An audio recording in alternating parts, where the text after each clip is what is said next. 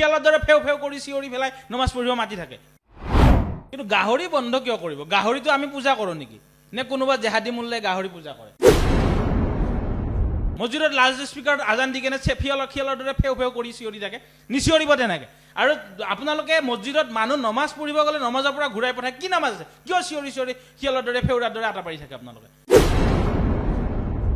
আপুনি নিজে ভাবক মুছলমানক মছজিদত নমাজ পঢ়িলে ঘৃণা কৰি মছজিদ ধুই দিয়ে মৌলানা সানোৱাৰ হুছেইনে কৈ গ'ল মিছা কথা নহয় মই আগতে অভিযোগ আনিছিলোঁ কিন্তু সানোৱাৰে প্ৰমাণ কৰি দিওঁ কেনেকুৱা মানুহ কেনেকুৱা কি নমাজ আছে কিয় নমাজ পঢ়িলে কিডাল হ'ব কিডাল হৈ আছে কি নমাজ শিয়ালৰ দৰে ফেও ফেও কৰি চিঞৰি পেলাই নমাজ পঢ়িব মাতি থাকে মছজিদত লাউড স্পিকাৰত আজান দি কেনে শিয়ালৰ দৰে ফেও ফেও কৰি চিঞৰি থাকে নিচিঞৰিব তেনেকে আৰু আপোনালোকে মছজিদত মানুহ নমাজ পঢ়িব গ'লে নমাজৰ পৰা ঘূৰাই পঠায় কি নামাজ আছে কিয় চিঞৰি চিঞৰি শিয়ালৰ দৰে ফেউৰাৰ দৰে আটা পাৰি থাকে আপোনালোকে তেনেকুৱা কৰি নাথাকিব জেহাদী মুল্লাসকলক মই কৈছোঁ প্ৰকৃততে ইছলাম ধৰ্ম যেনেকৈ আছে তেনেকৈ চলক মুল্লাগিৰি কৰি নচলে মুণ্ডা ছিঙি দিম কেতিয়াবা কাৰণ ভাৰতীয় সংবিধানে মোক অধিকাৰ দিছে মোৰ দেশখনক যদি কোনোবা মুল্লাই যদি ধ্বংস কৰিব বিচাৰে কোনোবাই যদি সমাজত বিঘবাস্প বিয়পাব বিচাৰে কি যিটো পৰ্যায় লাষ্ট মোমেণ্টলৈকে যাব পাৰে মোৰ দেশখনক ৰক্ষা কৰাৰ দায়িত্ব মোৰ আছে কিয় নামাজৰ পৰা উভতাই পঠায় নামাজত পঠিয়াই মানে তেওঁলোক হ'ল ৱাহাবী আৰু চুন্নী দুটা পন্থী এতিয়া মৌলানা সানোৱাৰ হুছেইনে কৈ গ'ল যে আমি চুন্নীসকলক নমাজ পঢ়িব নিদিওঁ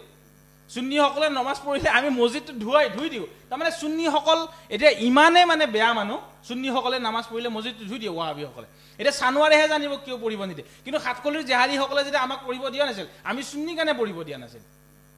আৰু সেই জেহাদী ফেক্টৰীখন তাৰ টকাটো বাহিৰৰ পৰা আহে বুলি মই অভিযোগ আনিছিলোঁ সাতখলি মাদ্ৰাছা কমপ্লেক্স প্ৰায় 10 কোটি টকা ব্যয়েৰে মাদ্ৰাছা নিৰ্মাণ কৰিছে তদন্ত কৰি আছে আৰু এটা গুৰুত্বপূৰ্ণ কথা মই আজি কৈ যাওঁ গৰুগুটি প্ৰকল্পৰ ওচৰত 3000 বিঘা চৰকাৰী ভূমি বেদখল কৰি আছে চিপাজাৰ সাতখলিৰ এই জেহাদীসকলে আৰু সেই 3000 বিঘা ভূমিৰ ভিতৰত 1000 বিঘা ভূমি অকল সাতখলি সেই জেহাদী ফেক্টৰী মাদ্ৰাছাখনৰ নামত বেদখল কৰি ৰাখিছে এতিয়া মই এইটো চিপাজাৰ দৰং জিলাৰ আয়ুক্ত মহোদয়লৈ মই এইটো RTI কৰিম তথ্য বিচাৰিম কিমান বিঘা ভূমি তাতে চৰকাৰী ভূমি আছে তাৰে সাতখলি মাদ্ৰাছাৰ নামত কিবা এলটমেণ্ট দিছে নেকি কাৰণ সেই সাতখলি মাদ্ৰাছাই জেহাদী ফেক্টৰীৰ ব্যক্তিসকলে নিৰ্মাতাসকলে মোক কৈছিলে যে এইটো এলটমেণ্ট আছে সেই 1000 বিঘা ভূমি এলটমেণ্ট দিছে নেকি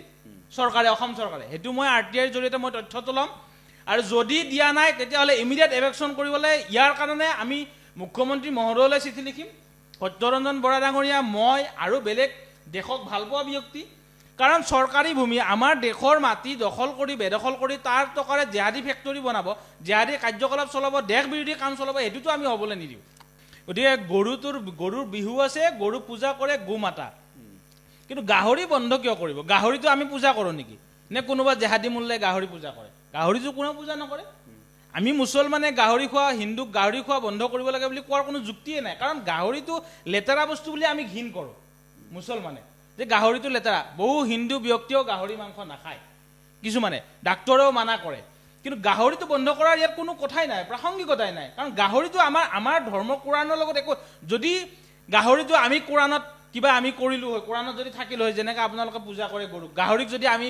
নমাজত ল'লোঁ হয় ক'ৰবাত ল'লোঁ হয় মছজিদৰ ভিতৰত নি সোমাই থ'লোঁ হয় তেতিয়া যদি গাহৰি বেলেগে কাটি টুকুৰা টুকুৰি কৰি খায় তেতিয়া আমাকো ভাৰতীয় সংবিধানে অধিকাৰ দিছে আমিও বিৰোধিতা কৰিম এতিয়া গাহৰিটো আমাৰ লগত কোনো সম্পৰ্ক নাই কিডাল আছে গাহৰি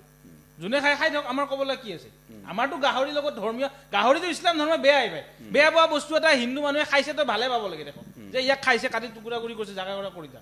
বিৰোধিতা কিয় এইবিলাক কথা তাৰমানে মানে মূল বিষয়বস্তুটো বেলেগ ফালে নি পেলাই এইটো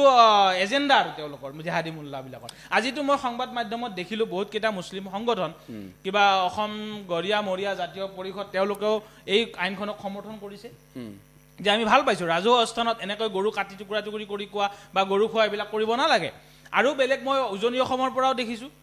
জেহাদী মুল্লাসকলে বিৰোধিতা কৰি আছে যিসকলে পাকিস্তানৰ এজেণ্ডাত চলে বাংলাদেশৰ এজেণ্ডাত চলে সেইবিলাক কোনোবা সন্ত্ৰাসবাদী সংগঠনৰ টকাৰে ইয়াতে অসমত চলি আছে দল চলাই আছে বা মাদ্ৰাছা জেহাদী ফেক্টৰী বনাই তেওঁলোকে এইবিলাক কৰি থাকিব ভাৰতক ভালপোৱা মানুহে যদি হিন্দু মুছলমান ভাতৃত্ববোধ হিন্দু মুছলমানৰ মাজত আছে বুলি কয় তেওঁলোকে এইবিলাক কথা কেতিয়াও বিৰোধিতা নকৰে